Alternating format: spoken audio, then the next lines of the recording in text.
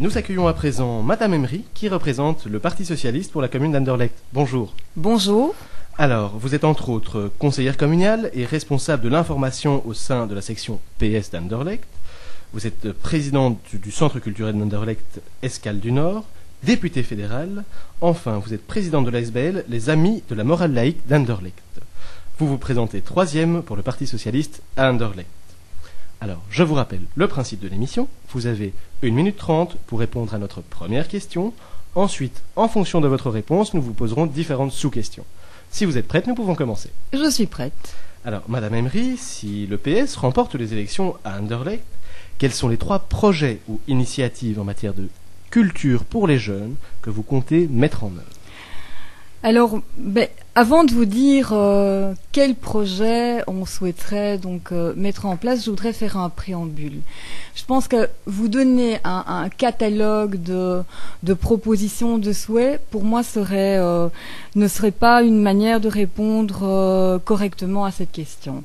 Et donc le préalable que j'ai envie de faire d'abord, et aussi le constat, c'est que très souvent, et ça va au-delà, je pense, d'un conflit intergénérationnel, la vision que l'on a des jeunes dans la société actuellement est une vision assez négative, pour ne pas dire ce qu'on entend, jeune égale délinquant. Alors c'est vrai dans une vision générale de la société, mais c'est aussi un ressenti du côté des jeunes. Donc la question à se poser avant de donner un catalogue de propositions, c'est de dire en quoi la culture peut être un vecteur de changement à ce niveau-là. Et donc je suis persuadée, et mon parti l'est de même sur Anderlecht, qu'il faut pouvoir écouter les jeunes, aller à la rencontre de leurs souhaits, avant d'être, je pense, à l'écoute de nos souhaits politiques. Et donc, je pense que, clairement, quand on est responsable culturel dans une commune, il faut mettre en place des structures d'écoute pour être le plus représentatif possible. Il faut organiser des moments de rencontre avec les jeunes. Et donc, plutôt que de codifier ce qu'on fait et de mettre sur le terrain ou de multiplier comme on le fait, je pense, de manière, je ne vais pas être trop négative, on le fait et ça porte ses fruits aussi. Donc de multiplier les ateliers, je pense aussi qu'il faut donner aux jeunes une part créative. Et cette part créative, ce n'est pas uniquement d'être, par exemple, pour un centre culturel ou pour un service culture jeunesse, une boîte aux lettres de projets créatifs qui viennent des jeunes, mais aussi de pouvoir les accompagner et de faire avec, je dirais. C'est réellement ça. Alors, je reviens au principe de base. Pour faire avec et accompagner les projets créatifs des jeunes, il faut pouvoir les identifier. Donc, je reviens aux espaces de rencontre. Je crois aussi, et je pense qu'en poursuivant ce préambule, je vais vous donner mes propositions. La première, je pense, c'est donc d'être représentatif, de créer des lieux d'écoute. La deuxième pourrait être, une fois qu'on a identifié cela, d'accompagner les jeunes à la fois, mais d'accompagner totalement le projet de manière artistique, aussi au niveau de sa gestion. Je pense aussi qu'un des éléments importants, c'est qu'il y ait une rencontre avec l'éducation. Je pense que l'école il faut faire un lien culture-école. Et ce lien ne se fait pas actuellement, ou pas suffisamment. Je ne vais pas être trop négative et me mettre dans une opposition certaine. Et donc pourquoi pas mettre dans les mains d'un même service, d'une même personne, tout ce qui concerne l'éducation et la culture. Par exemple, je vais vous dire, on a développé à Anderlecht au sein du centre culturel de très beaux projets. Je pense à un projet en particulier qui s'appelle Aventure Rêve et qui va démarrer à la rentrée. Et c'est quoi? C'est un projet d'écriture collectif. Donc toute une série d'écoles très différentes d'un point de vue qui se situent donc dans des lieux très différents de la commune, donc où on trouve parfois aussi des publics différents, vont être tour à tour se positionner pour écrire un chapitre. Et au-delà, donc en finalité, ces chapitres accolés l'un à l'autre. Donc une première classe écrit un chapitre, puis c'est une deuxième classe dans une seconde école qui écrit un chapitre, et puis l'ensemble de ce travail créatif et collectif va faire en sorte qu'on ait un livre qui va être édité, qui va faire l'objet de lecture. Et donc ça, c'est vraiment, je pense, à la fois le projet créatif et à la fois le lien avec l'éducation.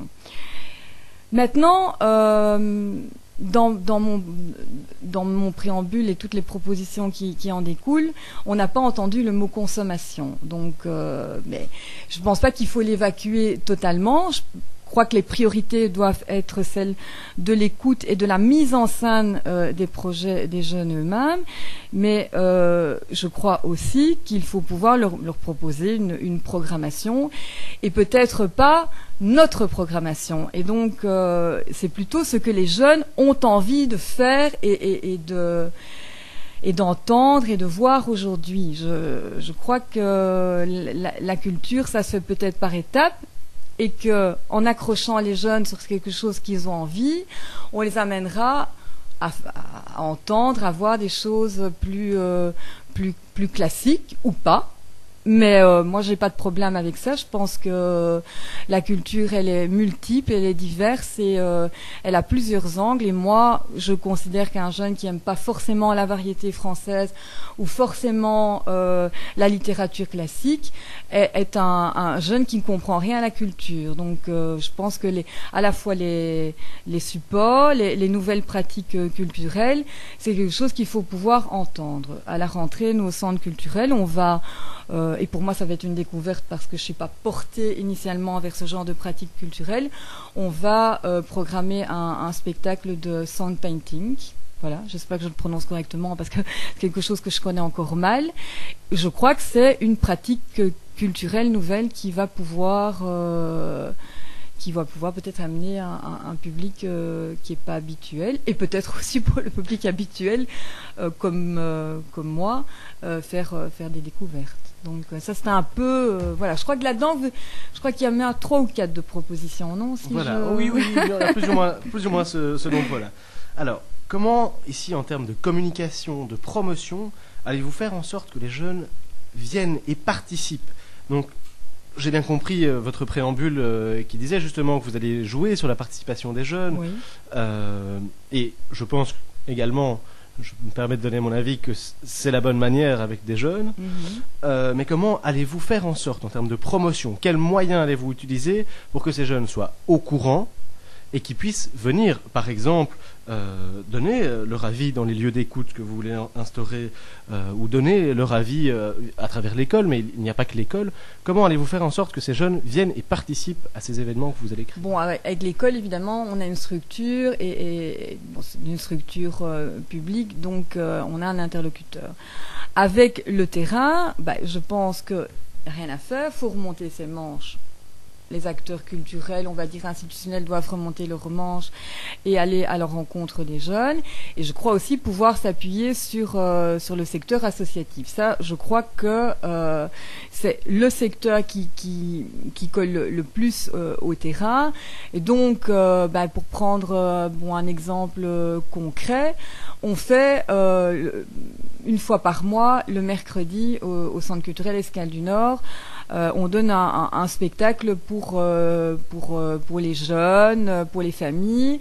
Et donc, ce qu'on fait, c'est qu'on s'appuie sur des structures associatives pour promouvoir nos spectacles. Et de même, je pense que pour aller à la rencontre des jeunes, il faut, je pense, et s'appuyer sur les structures associatives. Bon, et puis il y a des gens qu'on identifie. On fait, par exemple, on a... Bon, les supports écrits sont pas toujours lus, mais ils peuvent être lus par l'entourage ou par les adultes, les parents, les amis.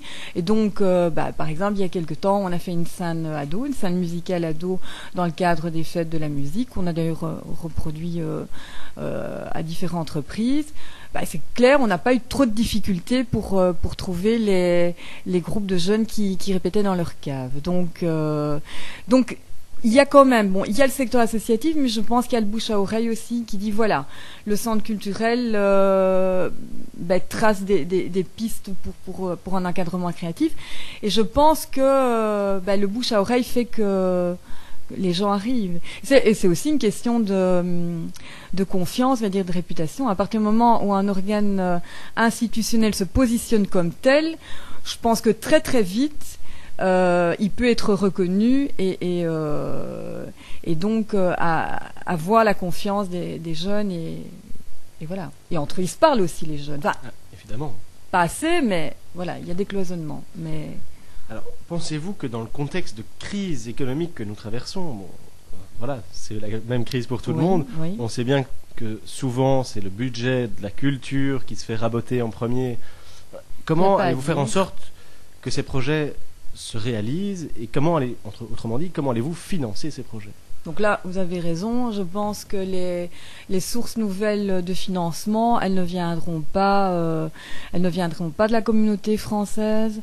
Par contre, je crois, et je le vérifierai si j'en ai la possibilité, qu'il y a au niveau européen des choses à aller à tirer, je pense. Donc, je vais vous donner un exemple tout à fait concret. Je pense qu'on n'utilise pas assez les projets BIJ, donc du Bureau international de la jeunesse, qui permet, par exemple, à des jeunes des quartiers d'aller faire je vais y aller grandement, à faire un stage de cirque, par exemple, au Québec.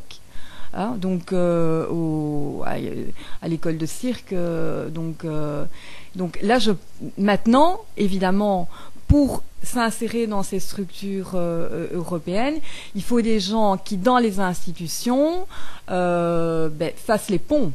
C'est clair que le jeune de Kuregem, il va pas aller tout seul trouver son stage au Québec à l'école de cirque. Mais par contre, je pense que des institutions différentes doivent être en capacité, avec leurs travailleurs, de proposer à ces jeunes ces filières-là, parce qu'elles existent. Alors, justement, tant qu'on est à parler des jeunes ici, on sait que bien souvent, ils ont un problème d'image, de reconnaissance, mais également par rapport à leur... Vous le disiez en fait dans votre préambule, un manque de confiance généralisée de l'ensemble de la société qui est très fort ressenti. Et par eux également. Également, oui. Comment dire comment vos projets vont faire en sorte, de quelle manière vos projets vont leur permettre justement à ces jeunes de se valoriser, de se montrer d'une manière ici positive, d'être au centre des attentions, mais positivement? Comme je vous l'ai dit, aller chercher le créatif chez les jeunes, les accompagner, ça veut dire qu'ils créent, ils ont un projet, on les aide à le monter, le projet, et donc ça veut dire que le jeune, c'est de le mettre en capacité de monter sur un podium, par exemple. Et donc, je crois que ça, c'est la valorisation qu'on peut imaginer à travers le vecteur culturel. C'est d'un embryon de projet, d'une idée, de le faire monter sur les planches, sur un podium. Qu'est-ce qui peut le valoriser autrement? On l'a vu, je l'ai vu, j'ai vu ces jeunes monter sur les planches, et d'ailleurs très très très brillamment, grâce à nous, donc lors des scènes ados. Et donc je vais aller plus loin, parce que je pense que la valorisation par la culture, c'est quelque chose qui peut les amener à devenir on va dire, c'est un grand mot, mais des citoyens plus responsables, et à s'intéresser beaucoup plus à leur environnement, et de retourner, je pense, cet environnement qui peut avoir un aspect négatif pour eux et pour la société, de manière positive. Alors, nous arrivons déjà presque au terme de cette émission. Déjà ? Ben oui, quand le temps passe vite, quand on s'amuse. Je vais maintenant vous poser la dernière question, qui est une question vraiment branchée sur la musique. Est-ce que vous-même, ou avec l'aide de votre parti, vous organisez à Anderlecht un événement qui a pour but de découvrir un style de musique particulier, un genre de musique particulière? Alors, on a, je vais en parler parce qu'en plus, je vais faire la promotion de quelque chose qui va se passer au mois de septembre dans le cadre des fêtes de la Fédération Wallonie-Bruxelles, comme ça je l'ai dit, parce qu'on parle de communauté, mais donc c'est bien la Fédération Wallonie-Bruxelles. On a un artiste qui est d'ailleurs relativement connu, mais qui est anderlechtois. Et donc moi j'aime bien aussi valoriser nos artistes professionnels. Et c'est Renaud Patigny. Alors Renaud Patigny, il sera donc en concert à Escale du Nord le 27 septembre. Et je pense que c'est quand même quelqu'un qui a... c'est l'organisateur du Festival international de piano blues et boogie en Belgique. Et donc c'est quand même un style musical assez particulier. C'est pas la première fois qu'il viendra à Escale du Nord. Je crois que là, dans le cadre de la fête de la fédération, ce sera encore une belle mise en valeur. Parce que vous savez, les salles s'ouvrent gratuitement. Donc on aura sans doute un public aussi plus large et plus diversifié. Eh bien, un tout grand merci d'être venu et d'avoir répondu à l'ensemble de nos questions. Je vous remercie de m'avoir invité. Et alors, je rappelle que vous êtes 3e sur la liste qui reprend entre autres le PS à Anderlecht. Eh bien, bonne chance et bon courage pour les élections. Merci à vous.